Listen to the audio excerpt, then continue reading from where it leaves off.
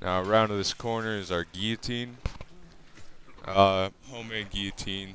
The blade is just wood with a sheet metal tip covered in aluminum tape to make it actually look like a metal blade. The head is styrofoam, and these heads get a lot of damage taken to them, as you might imagine. So right now this head has duct tape holding the neck on because we needed a quick fix to make sure we could run the haunted house. And you'll see the head get chopped off here. There it goes. As you can see, the neck bone kind of sticks out, and what happens is it sticks into the guillotine, and as the blade comes down, it hits the bone and generally makes the head do a 360. Unfortunately for this test run, the head just popped off. This is just showing you how the head goes in. You put it in, make sure the neck bone is against the side, and it just lies in like that. There's a body we have. We also have a system where you can stomp on this thing and the body will jump when the blade comes down, but people generally don't ever notice the body jumping around. This is black hallway. In here, essentially, we just hide boas, balloons, and pipe insulation from the ceiling. It's pitch black in here, so people just not knowing exactly what they're feeling creeps them out. This is the body room with 2 strobe lights on either corner. As you can see, we got one fake body hanging with some blood on it, you know, kind of give it some neat looks. On the walls we have blood smeared in different patterns, like right here we got 3 slashes, we got some handprints in other places, just general blood splatter. We didn't get as much blood as we would have liked, but you know, with what we had, it didn't turn out too bad. There's some handprints right there. On the doorway going out, we put some handprints. You know, just general blood splatter. Now over here is the operating table. Got a cleaver stuck in there with the head, and, you know, some gloves. This, unfortunately, was the last room we decorated, so we did not have too much time to put in what we wanted to. We ended up being really pushed for time, and ended up not being able to decorate this room how we originally wanted to. Originally, this room was supposed to house 5 bodies altogether, along with the operating table. But as you can see, we got nowhere near that. But it still did its job. And another reason for the operating table was because my friend, who is being suspended from the full body harness, which you will see in 1 second, obviously didn't want to be hanging there for, you know, 2 hours. And so we needed a place to hide a stool for him to stand on in between runs. This is the full body harness I mentioned earlier, hanging from the ceiling. My friend was also wrapped in plastic and also wore that apron to help give the effect like he was dead, so people wouldn't know right away that it was an actual person being hung from the ceiling. But the fact that he was hanging from the ceiling, that alone really caught people off guard, so, you know, it did its job. Right here is the doctor/butcher outfit I had one of my friends wear. What they would do is, right as people are exiting the room right here, they would jump out and scare the people like they were about to go cut someone up.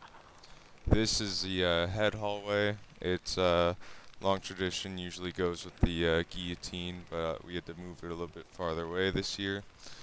It's lit up by a red light, and right here at the end, my friend's job was to stick his head out and scare the shit out of people right as they're exiting the hallway.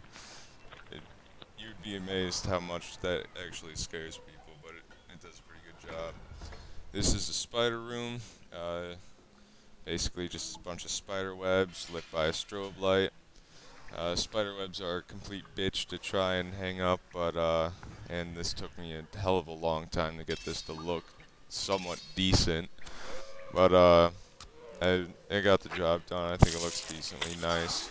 And then right here is another hiding spot for someone to be.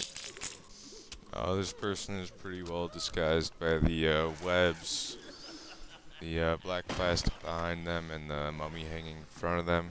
It's pretty hard to see that they're even there if they're standing correctly, so it worked out pretty well. And after this final scare is the end of the haunted house.